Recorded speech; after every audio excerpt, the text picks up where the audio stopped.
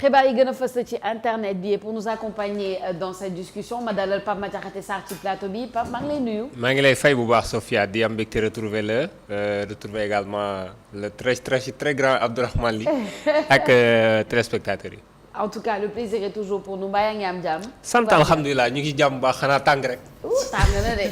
comme lii Badoo comme lii Badoo doon wax il fait très chaud c'est pour ça qu'on reste souvent sous la clim mais soo génnee rek xam ni.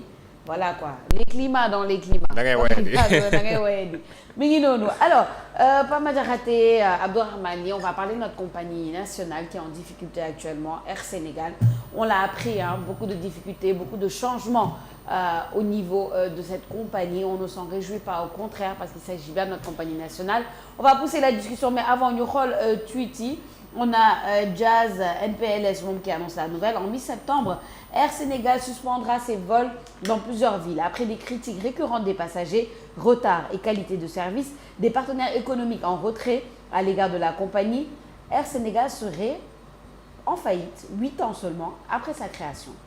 On a Ticho Global, lui, qui dit « Chers amis d'Air Sénégal, je tenais à exprimer tout mon soutien en ces moments difficiles que vous traversez. Le chemin de la réussite est rarement sans embûches et chaque défi, aussi grand soit-il, renforce la détermination et forge l'esprit de ceux qui persévèrent. » C'est vrai.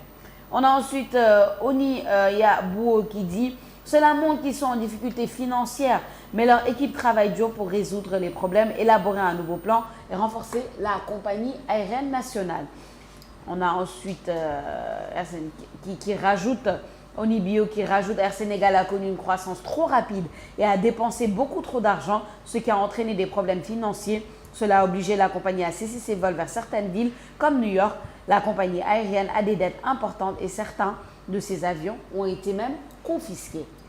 On a ensuite Jeff Gell moom ci digg bi la jaar moom nee na Macky Sall a des goûts de luxe tout simplement. Que ce soit le TER ou Air Sénégal, il privilégie tout le temps les équipements dernier cri sans tenir compte des besoins réels de notre pays. Nous enfonçons ainsi davantage. La gestion était calamiteuse. On a ensuite Niwakin. Non, les noms sur Twitter des fois man damay taxaw di ree quoi. Kon boog Niwakin nee na dossier Air Sénégal bi c'est la risée dans le monde de l'aéronautique. Comme temps esclavage rek ñu indi la avion, tu cries partout. Je suis le premier à avoir ça en Afrique de l'Ouest. Inadapté, trop cher. Ne baisse rek nous, dernier cri. Il faut les poursuivre ces gens-là. Bon, voilà quelques avis sur la toile. D'abord, bien entendu, on présente tous nos encouragements à notre compagnie nationale pour la simple et bonne raison que c'est notre compagnie nationale. Moi, par principe, j'ai toujours dit que il fallait encourager parce que ndamu Air Sénégal, ndamu Sénégal. Maintenant, encourager ne veut pas dire ne pas dire des vérités. Parce qu'il y a des vérités à dire. Air Sénégal, c'était tout le temps la même chose. Retard. Les gens qui, comme passagers, dem nañ ba def manifestation de 2 jours, 3 jours devant l'aéroport, devant la IBD, à cause d'un vol Air Sénégal qui devait faire Dakar-New York. Et qui est resté, je ne sais pas, des semaines sans pouvoir partir. Les gens étaient bloqués, ils ont finalement manifesté.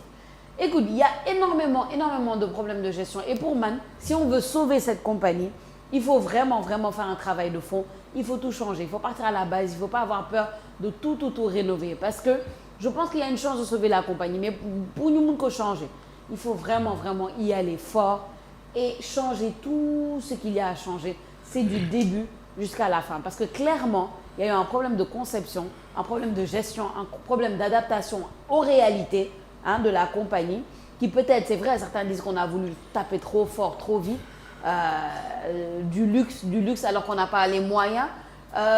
Il faut revenir vers la réalité et il faut aller à la base pour changer les choses. Man, c'est mon avis, Pape Madiakhaté.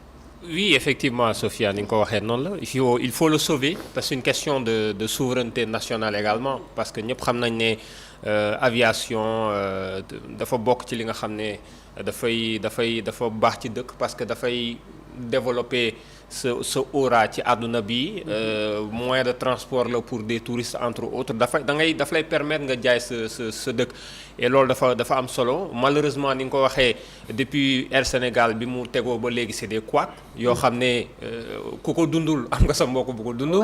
Nous on a vécu ça quand on allait au Cameroun pour la Coupe d'Afrique des Nations. On nous a convoqués à 21h 22h on est finalement parti vers 3h du matin.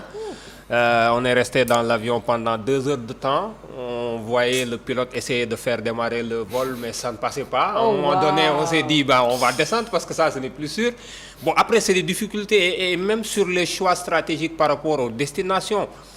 Qu'est-ce que Air Sénégal va aller faire à New York ou aux États-Unis alors que tout près, tu as des destinations que tes potentiels passagers, ñoom foofu la ñuy gën a dem. te yooyu assuré goo ko sax. Il y a la Gambie, il y a la Mauritanie, il y a le Maroc, il y a la Côte d'Ivoire, il y a peut-être la Guinée, etc. Des pays yi nga xam ñoo gën a jege et tu as potentiellement des passagers yi nga xam ne dañuy dem di dikk foofu noonu.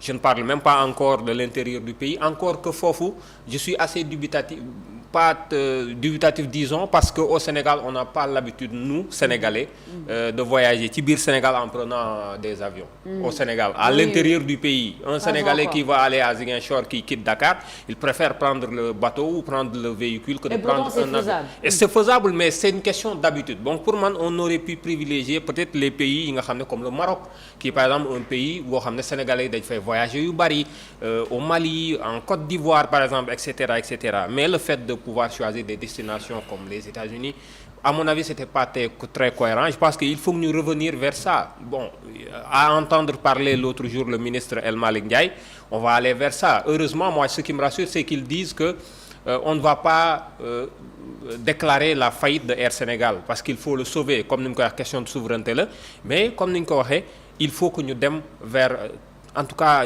xoolaat bu baax tout ce qui est stratégie pour ñu mën ko tegaat ci yoon éviter les retards de vol régler le problème des avions yi nga xam ne souvent dañuy panne wala dañuy am ay problèmes le service à l'intérieur même des avions dafa bokk ci critères yi nga xam ne dañ koy xool même bu ñuy def classement des meilleures compagnies aériennes du monde chaque année donc je pense que yooyu c'est des aspects yoo xam ne war nañ ci bàyyi xel pour yëkkatiwaat Air Sénégal pour mu mën a amaat taxawaay bi nga xam ne moom la war a am ñun ñëpp bu ko defee ñun Sénégalais ñu di ko jël et ça nous fera une très très bonne publicité impliquer également des gens qui sont là des stars des personnes qui sont reconnues les footballeurs les artistes etc ñu privilégier ko parce que on prend nos artistes par exemple Youssou Ndour pour faire la publicité d'une compagnie aérienne internationale que je ne veux pas citer on devrait en profiter par exemple et voilà moi je pense que il faut que ñu liggéeyaat ci et ne pas laisser tomber parce que quand même ça peut nous rapporter beaucoup de choses question de marketing question de gestion beaucoup de choses à revoir Abdourahmane je veux dire que vous avez pratiquement tout dit surtout Pape Madiakhaté lu mu expliqué lépp pratiquement tënk na wax ji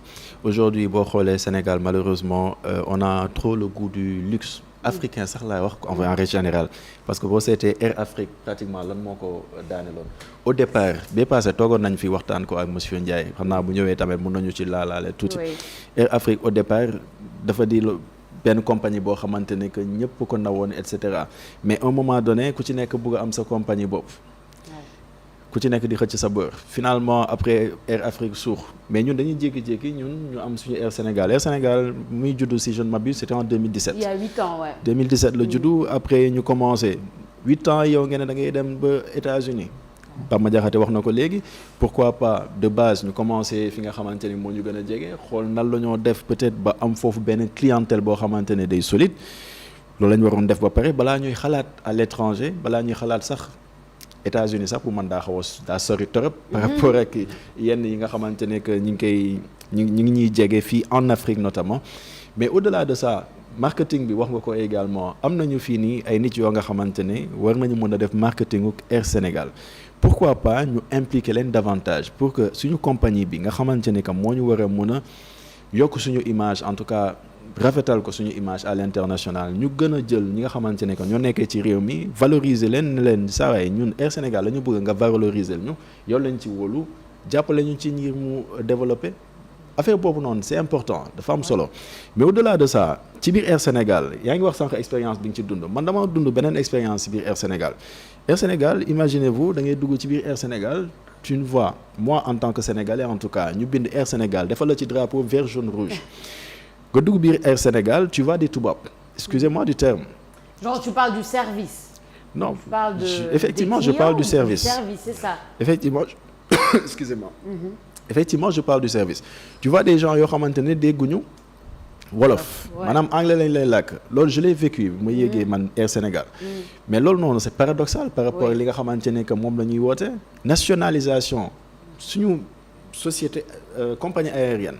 benn nationalisation bi benn brin de nationalisation au moins même si on est dans un monde mondialisé mais benn brin de nationalisation war na ci am c'est-à-dire boo gisee kenn mu leer na rek kii c'est une sénégalaise moom mun nga wax ak moom et cetera mais man lorsque je suis entré dans un vol Air Sénégal j'ai pas pu remarquer ça donc aujourd'hui bëri na yi nga xamante ne que war nañu ko càmbar c'est comme le cas de la Poste il faut ñu jéem a xool na la ñuy gën a comment on appelle ça tolloowee wala méngoowee ak jamono en fait malheureusement c'est pas le cas pour le moment aujourd'hui est-ce que am na benn stratégie boo xamante ne nguur actuel bi teg na ko ngir jéem a xool na la ñuy relever Air Sénégal on verra bien en tout cas annoncé woon nañu ko on verra bien ce qui va suivre.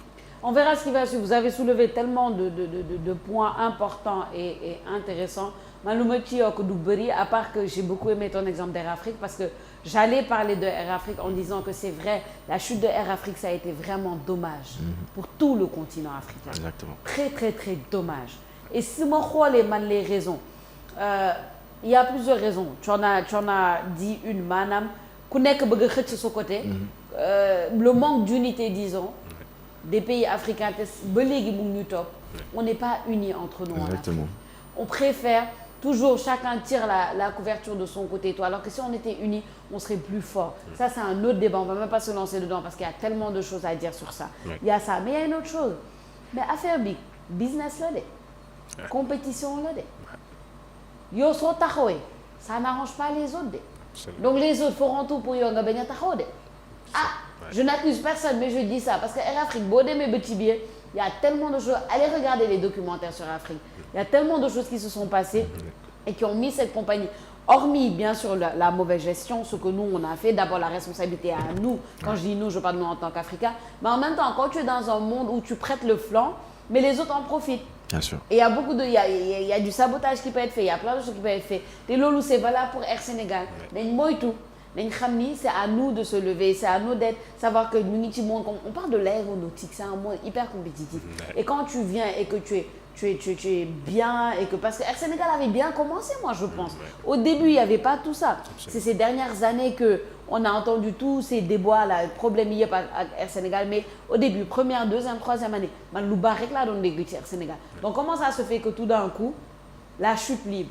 Pourquoi il faut ñu xoolaat yooyu yëpp bu baax et puis ñu mën a taxawal bu baax suñu compagnie parce que c'est important c'est vecteur de développement vraiment et surtout que dañu am dëkk boo xam ne sur le plan du tourisme il y a beaucoup de potentiel boo xam ne am nañ ko au Sénégal et le Sénégal est un pays comme quoi qu'on puisse dire attractif on est un pays boo xam ne malgré de temps en temps de soubresauts politiques etc politico-social on est un pays stable. On est un pays très accueillant. On est un pays boo xam ne en termes de tourisme il y a beaucoup de choses à découvrir dans ce pays-là beaucoup d'endroits magnifiques yoo xam ne malheureusement duñ koy valoriser. Et je pense que loolu yëpp ay avantages la plus d'autres aspects yi nga xam ne tey mën na nekk avantage Sénégal ta position géographique. ki boo xam ne également daf lay avantager par rapport à d'autres pays yooyu yëpp. dafa nekk ay affaires yoo xam ne tey jii comme ni ko Abdourahmane waxee buñ ko méngalee ak jamono suñu compagnie aérienne bi boole ci li nga xam ne moom mooy nos avantages yi nga xam ne am nañ ko par rapport ak yeneen dëkk yi sur le plan du tourisme tey jii war nañu mën a yëkkatiwaat Air Sénégal ba képp kuy jógee à l'étranger di ñëw fii ci réew mi mais tu prends Air Sénégal tu viens avec un service de qualité et bu la ci kenn nax gis nga c'est un principe simple Abdourahmane tey bu nekkee ci boutique am di jaay ay téléphone di joxe un service je veux dire yow Sophia boo fi ñëwee le service est de qualité soo génnee yow yaay defal publicité Abdourahmane. le bouche à oreille. exactement beneen yoon booy ñëw da ngay indaale benn wala yeneen ñaari client ainsi de suite ainsi de suite ainsi de suite c'est-à-dire c'est beneen stratégie la boo xam nga ko mais bu fekkee ne da ngay ñëw ci moom le service est de mauvaise qualité beneen yoon boo demee tu vas pas encourager les autres à venir et bu ñuy dem noonu tu vas finir par faire faillite donc je pense que tey